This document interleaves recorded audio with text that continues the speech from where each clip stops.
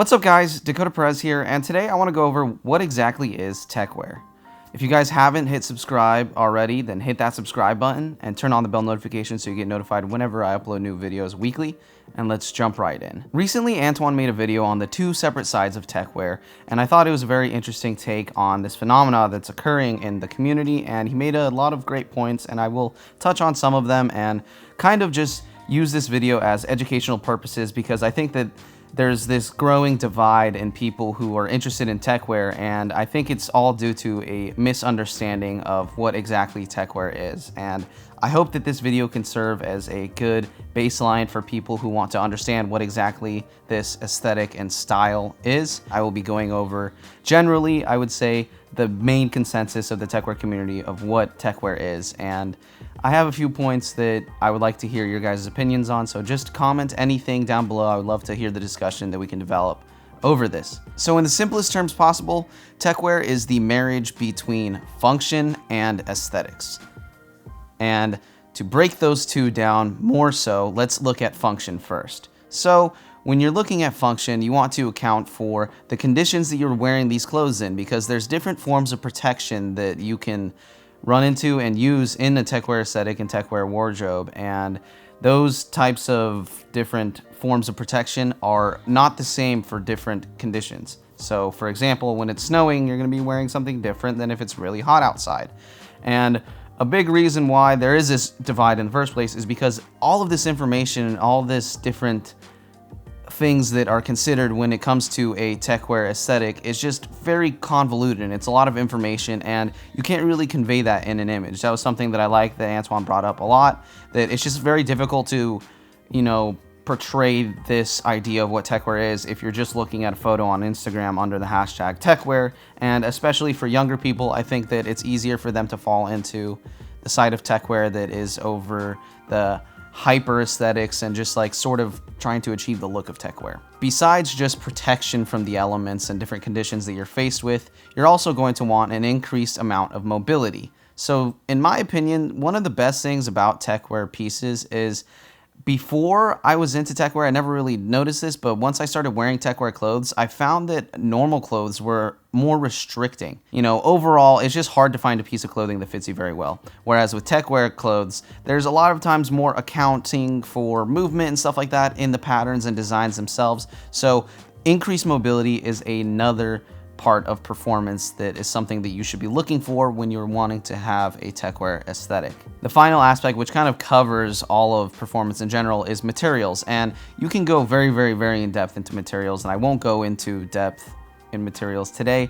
And it's almost impossible to kind of cover everything, but you just have to learn that there's certain materials that help with these technical properties and certain materials that don't. And when you make the right combination of clothes and pieces based off of the conditions that you are kind of living in or what you're doing for that day, then the materials and what they're made out of in general will come into play. And that's kind of how you can marry that function to aesthetics. All right, so let's go over aesthetics. For the most part, the Tech Ninja look is probably the most popular and recognizable look when it comes to techwear. And for a lot of years, I think that a lot of the acronym fits and Stone Island Shadow Project and a lot of these crazy utilitarian, super ninja-y urban aesthetics sort of became the forefront of techwear, and that is definitely what drove this split off, in my opinion.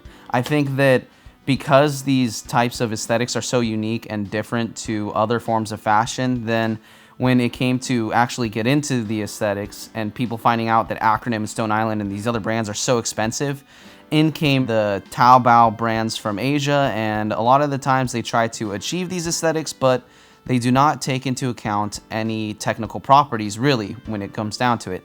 Over time, it has gotten better, and there's a lot more cheap brands out there that do have a lot of cool techwear aesthetics and properties behind them, but in the sense of just wanting to achieve a certain look, this is the route that a lot of people went because it was so much cheaper than just doing a normal techwear route. My whole channel's been dedicated to making videos that kind of revolve around this more affordable techwear world, because I think there are a lot of pieces out there that people, especially the younger kids, could get into and also be involved with DIY projects and stuff like that, and they can have the techwear aesthetic and function with their clothes. They don't need just the aesthetic.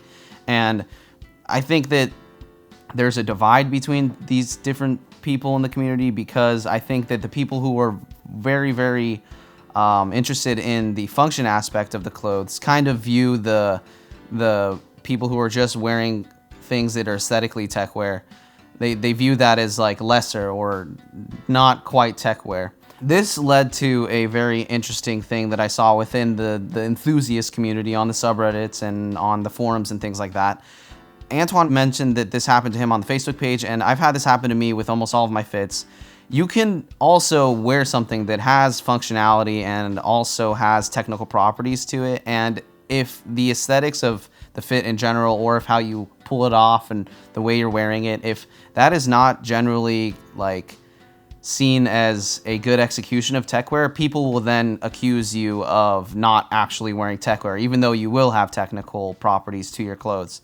So I think the most important thing that I want to bring to this conversation in general is that there are many different aesthetics beyond just the tech ninja and the very popular technical looks that you get on these forums. There's, you know, heritage, there's the hiker core, there's that whole sheet of the meme sheet that you guys have seen that have all these different types of aesthetic. There's a lot of different ways you can aesthetically achieve tech wear.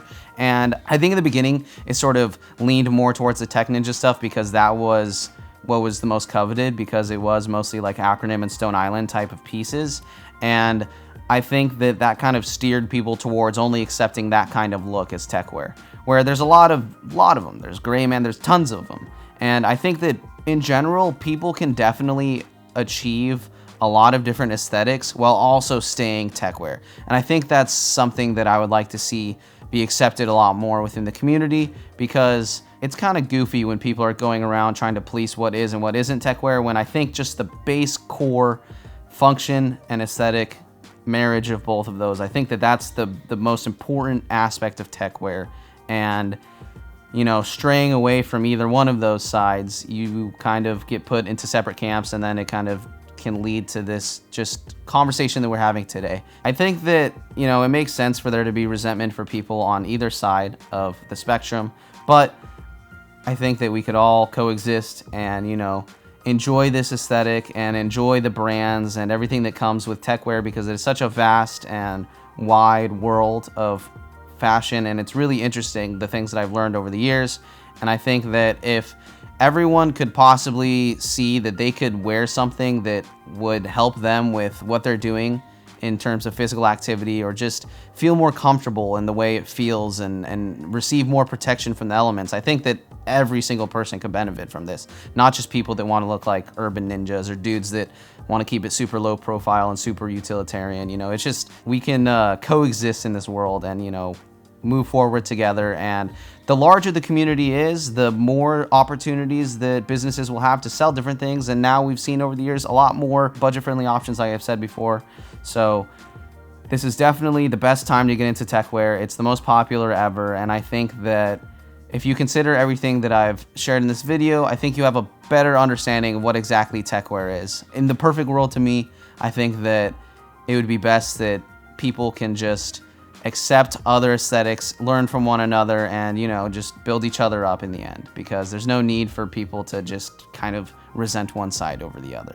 I hope you guys enjoy this conversation. I'm really curious to see what you guys think. I would like to see your comments down below on what you think exactly is techwear and what techwear means to you. I'm interested to see what the community believes. Hit that like button if you enjoyed this video, and don't forget to hit that subscribe button and turn on that bell notification so you get notified every single Wednesdays when I upload new videos.